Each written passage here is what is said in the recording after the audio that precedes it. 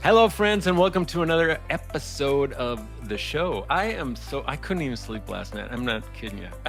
The- These conversations, they're the best, brightest spot to my every week. And today I have the honor and the great privilege of visiting with another transformational leader. And we don't use that word lightly. Transformation isn't just moving furniture around across your system, it is truly making it something that it wasn't before, right? And this person, I think, is wearing more hats than a portrait photographer's prop closet. Lots going on. Lots A going on. lot. Educators, superintendent, former city council member, a photojournalist. I'll let her fill in a few other things that I know, but she's an authentic advocate, absolutely, for rural education. Please welcome Michelle Osterhout, superintendent of Margaretville Central School District. Thanks for joining us on the show, Michelle. You get an A+ for pronouncing my name right. That's the only one I've ever received, ever. No, it's so glad to be here. I love these conversations. This is sort of the one of the other things that fills my bucket is having these types of conversations, allowing me to just be myself. Um, and Yeah. I'd love to say that I was always that way, but something happens when you turn like 45 and Well, you we're just not realize I've what's never important. asked anybody their age on this show, so Well, I'm not 45, I'm older, but okay, well, I'm just gonna yeah, we're not even gonna touch that, I'm just telling you. But we are in the okay. sweet spot of July. I think July should be the month of at least 12 weeks, don't you? Oh, that would be lovely. So I will tell you, I was looking at my calendar last night. I actually got a new calendar. I had a custom made calendar because even though I'm very tech savvy and I love my phone, I love my calendar, I love my iPad Pro, there's something about writing things down. And I was putting dates in my calendar and I thought, oh my God, I don't have enough time in July because I've got work to do, but I also need to have fun. And I Yes. don't, I'm struggling to find fun in July. I had some fun in June, you know that. But it's really important for me to I'm not going to use the word balance, but like to Yeah. just make sure that I make time for all those things that I need to do. And it's hard. When I look at July, it's a little bit ominous to me because there's just not enough time and I have a lot to do, but I Yeah, have to we're push right in through. between. I mean, not even a distant memory of graduation. But then just all the planning and preparation for your back to school stuff. And that has to be on point because of your respect and care for the really the most important people within the Yeah, system, being equipped to let's get after it again. I do hope that you found a little bit of time or are finding a little bit of time to everything, rejuvenate, yeah. recreate all of those things that our system leaders are needing because it was a tough year. And It was a very tough year. I don't know that it's gonna get less rocky moving forward. Right. It's not. Um, there's just so many changes politically. There's just so many things going on, and I'm not saying I'm one side or the other, right? Because I represent everybody as a district leader. But there are things that are going to be challenges. And this year, for us in particular, we had some personnel issues. We've had some things that really affect the culture of our school. Um, and so that's concerning. But so here's the thing that I'm looking most forward to. So I'm going to be a fourth year superintendent. This will be the first year that I'll start the new school year with the same principal since I've been a superintendent. Oh my goodness. And she's phenomenal. She's been Yes. here for a long time. She was doing the job behind the scenes for a long time, and then she finally felt comfortable to be in that role. I'd asked her before, and she wasn't ready. So I share that because for me as a district leader, how hard it is to do my job when I don't have people right in the right spot to do the work. Mm. It's been very challenging for me. So I Well, even I though see some hope there. yeah, even though this is year 4, I'm going to give you officially, and we're gonna have to certify this somehow, this is year 0 for you. I mean, when you think about it, Yeah. okay, because it's like people first and then everything else. So you finally got your team established, and I Mhm. think I'm so excited. 80%, I don't think, I know, I've done the research, 80% of your most important work happens in the team dynamic. And when that isn't stable, that means that most of your important work is either done in isolation by the leader which, that That's that not good. used to kinda work, but that doesn't work as effectively No. anymore. So I'm really, really excited about what is moving forward, Yeah. in this academic year ahead.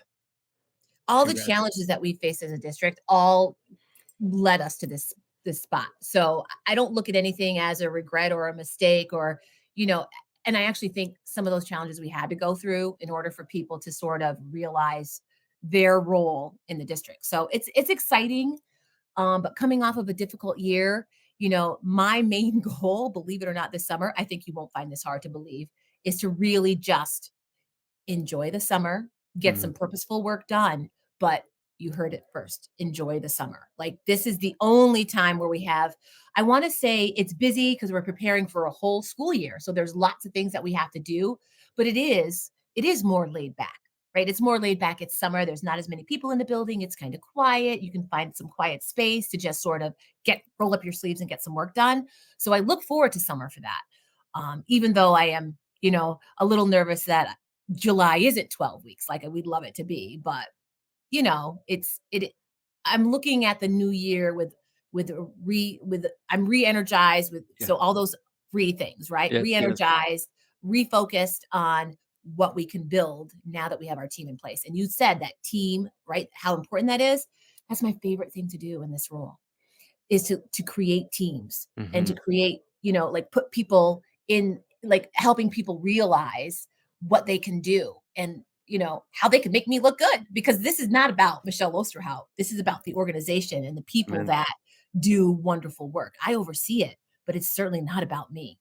This doesn't work if there's just me. It only Yeah, works the if only it works. thing the only thing is about you is you're just accountable for it all. That's the only thing. Let's Yes. just get real. And when Let's it's good, maybe I get some credit, but when it's bad, I definitely get the credit. Yeah, You know what I mean? you're gonna point at me when things Yeah. aren't quite at standard. Uh, every every guest that I have on, they're human interest stories. I think humans are they're fascinating, and everybody has a fascinating story. So we had a chance before we hopped on live here. Uh, Oneonta. Oneonta. Yes. Give us a sense, help us to understand what that is from just the native tradition and how that background and those experiences have, created kind of those impact qualities that have landed you in in a rural district doing Mm. amazing things for students and closing gaps that most people probably couldn't touch. Go back to that place and why is that important? So it's important because so I grew up in Oneonta. Most of my school life was in Oneonta. It's a small city school district. Great experiences there. It was hard for me as a kid. We didn't have much growing up, so it was hard for me to fit in. But I always had a person or a teacher, or I wanted to aspire to do well. Um, but how it really shaped me was my first teaching job was not in Oneonta, but I ended up in Oneonta, my hometown, and I worked with dynamic educators who loved their jobs, who loved kids and really enjoyed going to work every day. We were just, when I think about teaching, I think about my colleagues, I think about the team. I worked in a middle school most of that time and we had a team, it was a team approach. We were on teams in the middle school and we met regularly and we talked about kids. And so that helped shape me. But even growing up, my experiences in school were positive experiences. The reason why I'm a teacher is because of my fifth grade teacher at Center Street School in Oneonta Mm, who made me feel welcome. So, true story, Dr. Joe. My fifth grade teacher is 102. She lives around the corner from me and she's still alive. And she knows who I am because she's followed my path. So, and that's what we do as educators. We follow our students. They're our students for lives. And so she knows what I'm doing. And so I've always modeled how I approach my relationships with my administrators, my teachers, my students. Like I care about where they are and what they're doing. I mean, I still connect with students from my first year of teaching. I have students that I still talk to from my first year of teaching, yeah, and I've yeah. been doing this for 26 years. So that's a long time ago. I don't Um, always do this, but I wanna honor the name. I wanna honor the name, the teacher that was significant in your life, who's 102 years old, who's still Mrs. Maddie grabbing Clune. mail from the mailbox around the corner, the name, speak the name. Mrs. Maddie Clune. Oh, Maddie Clune. we honor, Um, we honor. yeah, she's I was so the last time I saw her was in the fall. I was walking my dog and she was out on the porch. I was with my daughter and she invited us up on the porch and our dog was a puppy. It's my granddaughter, this puppy. And she invited us in her house and we sat and we talked for a while and I remember my daughter just being so like, "Wow, was your teacher from 5th grade who still remembers you, who's talking about how she follows you." Like she knew I was a council member in my town. She knew I was at the time I was the president of the NAACP. Like she knew. She knew all of those things at 102 years old, right? I sometimes am not of the right frame of mind to remember things at 52 and at 102, right? You're just getting So started. Just I'm getting started. I guess That's so. amazing. That's But amazing. yeah, so amazing human being. Yeah. Amazing human being. Ah, thanks for sharing that, really. So, middle school, I think those were the most delightful moments for me. I served as a middle school principal for 5 years, and I left crying because I had to then go to the high school. I'm like, "I don't wanna go to high school." I just loved all the interdisciplinary everything and just the Yeah. so from going from the classroom to the superintendent's office, wh what were you thinking? Yeah. Why? Well, so I was an assistant principal. I did that for a year. And after I did that, my superintendent came to me and he said, "You know what? We have someone retiring in the elementary school. I'd love for you to do that." And then I went to an elementary school and I love that. That was like probably I love this job for different reasons, but being an elementary principal is the cat's meow. Let me just Mm, tell you right now, because the energy of the kids, they love you, they want to please you, and the teachers. I'm not saying that teachers across the board don't love kids, but there's definitely more hands-on, more yeah, mommying, I yeah, would say, in elementary school. So it's a very special place, being an elementary principal, and I loved it. But I also had this urge to lead, to change systems, to build teams, and so when this job came up and I found it on accident through LinkedIn, I was just looking one day and I reached out to the firm and they're like, "We should hop on a call." And we yeah. hopped on a call and Nothing by within accident, just so you know, for well, all yeah, of our right. listeners. I hopped on No. a call with the search firm and they were like, "You should apply. We think you'd be a fit." Like that was within 10 minutes of a conversation. And the rest is just history. And it's been a wonderful fit. My board is wonderful, my team is wonderful, my Yeah, assistant's wonderful. There's challenges here. I'm high energy and I'm happy and I love being around kids and people. And so I've talked about this before. Like the climate, I can change climate, but there's a culture here that's been embedded for many years in a small district that's hard to change because yeah. people are a little stuck in their ways. And I don't mean that in a bad way. It's just when you want to make change or do things, change can be difficult. So, Mm. there's struggles with it, but what I love about I'm centrally located in the school. So this is my office. It's the original office built in 1939. You can tell by the walls, right? I was gonna say Uh, that darker wood paneling, that's yeah, maybe modern again, who knows? yeah. But I'm central, so I can open up my door, and it's like center of the school. So when I open up my door, it invites people in, and people come in, and they'll say hi. Or when I'm having a bad day, I just walk down to the elementary wing, or I walk upstairs. Yeah, It's just lovely. It's lovely. yeah. Well, if there's anybody that can take, existing culture, like you said, that mm, there's some heritage there, some things that, yeah, we need to keep, but there might be some things that we need to edit out. Like it was good at one time, but just like Yeah, everything in life, life flows like a river. I live right on a river here, and yeah, it's new water every single day, and systems need to be like that yeah. as well. So Things change, things how are update. you going about? You've got 330 some students in your district, small, rural, beautiful, like student to teacher ratio. But how do you leverage that intimate school environment to really shape the types of changes that you're looking to create for the betterment of closing those gaps that you're looking at? Yeah, so it takes time. Here's what I've discovered. It doesn't happen overnight, and it's really the best way to do it. So it's a small school environment, so people would say, "Oh, that must be easy." Not necessarily, because you have to build trust.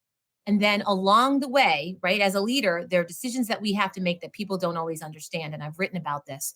So trying to build trust, but at the same time, also holding people accountable, right? So we've had some personnel changes, we've had some really hard transitions in our district. Teachers Mm, have left or mhm, teachers have you know, just it hasn't worked out, they weren't a fit. And those things are sometimes hard for the community, the school community to understand because they don't have all the information, right? So one of the things that's the most challenging for me as a leader is I have to make difficult decisions that people don't always understand or like.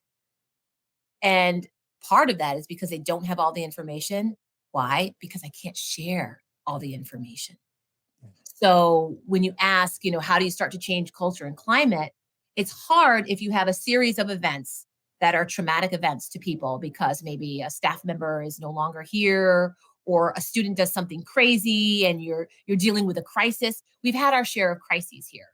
And so trying to balance that with also trying to get people to trust you and trust the things that you want to do to help improve the district, right? That takes time. So I'll be starting my 4th year and I'm finally starting to feel like maybe people are like, "Okay, I trust you." I sat down with a veteran teacher a few months ago. We were going over some curriculum and we were going through a difficult time because there was another teacher out on leave and I know everybody's sort of feeling it, right? They're out on an administrative paid leave. So there's an investigation. I can't talk about it. That's hard, right? And that's to protect the teacher. We don't know what's going to come of it. right, So right. when I tell you that, it's not, and this is something I could share publicly, right? Like when someone's on unpaid administrative leave and there's an investigation, that's to protect not only the school, but that's to protect the person, right? Until we can figure out what's going on. And that's hard for people because they don't have all the information. But this is a veteran teacher, and we're sitting in my office, and she goes, "Well, this is all very difficult, but I trust you." That was the first time I actually felt like, "Oh my gosh, I'm making some headway here. I'm making some leeway because I know that people don't like the decisions I make because they don't understand why I make them. But for Mm, someone who's a veteran who has been here for a while and is used to the way things are, to say, I trust you, that meant a lot to me. So it meant, okay, I'm on the right path. It's going to take time because I am very high energy, like you said, and I like to get things done now. You have to learn when you're in this seat. Things take time. Change yeah, takes time. Trust and takes time. it takes conflict also. I mean, if you just break it Yes. apart, we could spend 2 hours talking about how to build effective trust and how the struggle is essential in Yes. building that in a genuine way. Very few people, except maybe small children, might just, like, have just true straight up trust of and the rest of us have Yes. stuff that, just playing in our heads all the time of our own experiences and biases and worldviews and all of those things. And I know that you've written on that as well as somebody who, has been a victim of hate and discrimination and including being called some names that we're not going to repeat. And you've said that these experiences, I think, really contributed to the feelings of insecurity, but also your Yeah. strength as a leader, Michelle. So, how do you transform just when a teacher is like going through the process of trying to figure out if I trust you or not, Yeah. being able to take all that you've learned from your own struggles and challenges in building your character and just maturing who you are today. How do you become that model to say, Y- you can trust me, right? Yeah. I think it's being completely so I'm as transparent as I can be, right? When it comes to work stuff, I can't always be transparent. But Yeah. when it comes to myself and sharing my story, wasn't always comfortable doing that. I'm very comfortable now. So anything that I can do to help people feel more comfortable in their own skin or with change or, by sharing my experiences. I've had some experiences where I felt like I didn't belong. Mm, I wasn't a fit. I knew I wasn't eventually.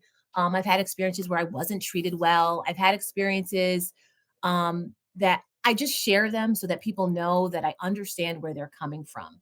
I'm not a holier than thou type person. I don't think that I'm better than anybody. I love people. I love connecting with people through stories, through just sharing and learning about people. Like that really is who I am. I hope that if anything, I leave with people that I'm not fake and I don't put on airs. So just by being completely honest. And I also have to tell you, when I screw up, I own up to it. Um, I don't have a problem with that because that's how we learn and grow. Um, I'll give you a little sneak preview. I don't think Of I where you're gonna mess up next? Oh, yeah, that's next level. next level. No, well, my next article, I don't think I've printed it yet. Some of my articles come out like they're scheduled, right? But I have lots of articles already written. You know, I love to write.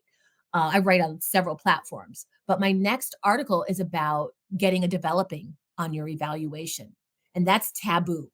Most teachers don't know what it's like to get a developing. Most districts that I've been exposed to, worked with, heard of, talked with, it's very rare that a teacher gets a developing mark on their evaluation. Now, mind you, you can get a developing in one area and still be a good Right. teacher and still, but I got a couple developings I know on my evaluation this year.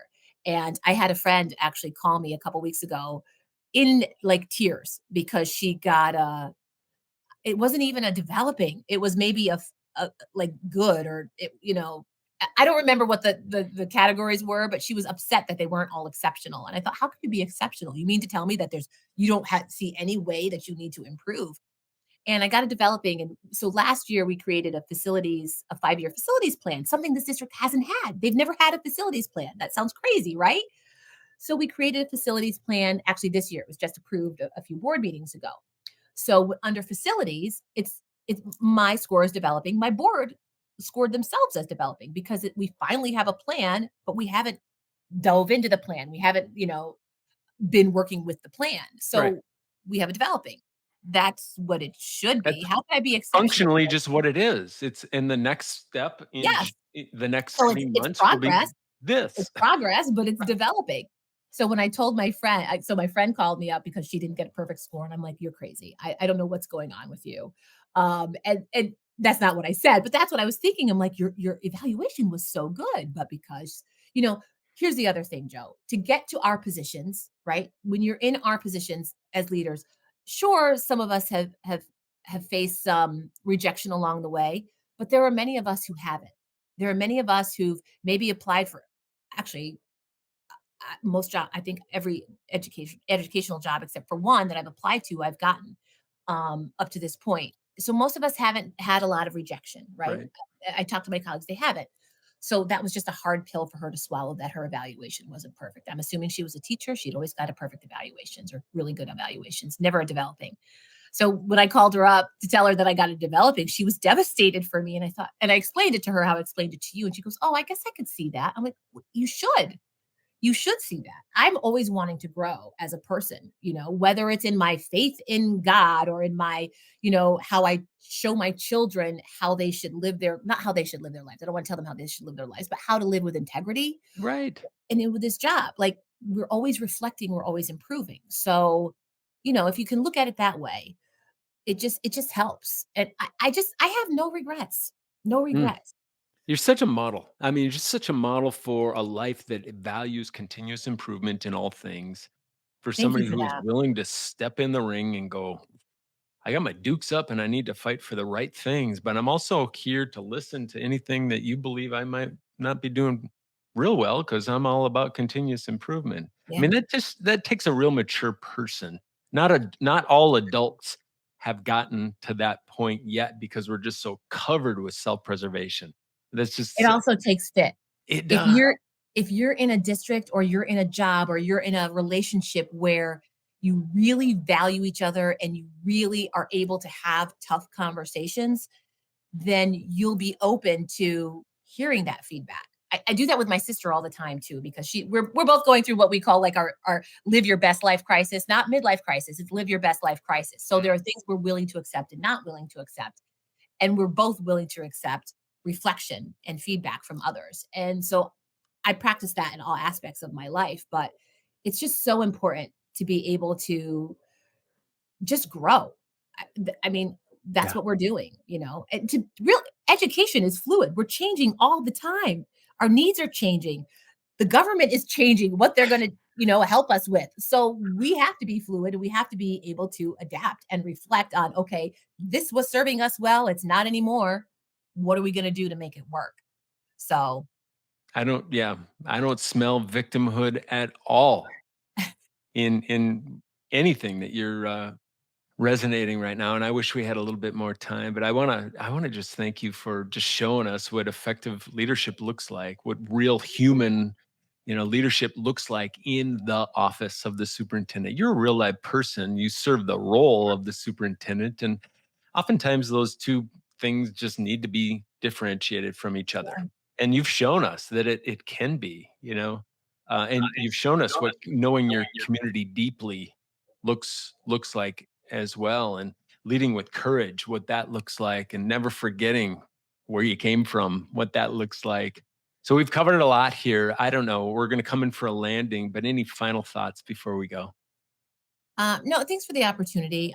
Any opportunity that I can get to talk about being real, keeping it real, and having a fit, that's so important, and just live each day to its fullest, and just keep it real.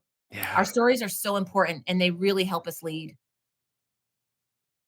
Well, this has been the show reminding you that everyone deserves to be served by really healthy people like this amazing human right here, building reliable systems for the very core mission that you're serving. So incredible small district, but great strengths. I love highlighting how different leaders are just showing up exceptionally well for their communities. So until next time, keep building bridges, folks. Peace and press on. Thank you.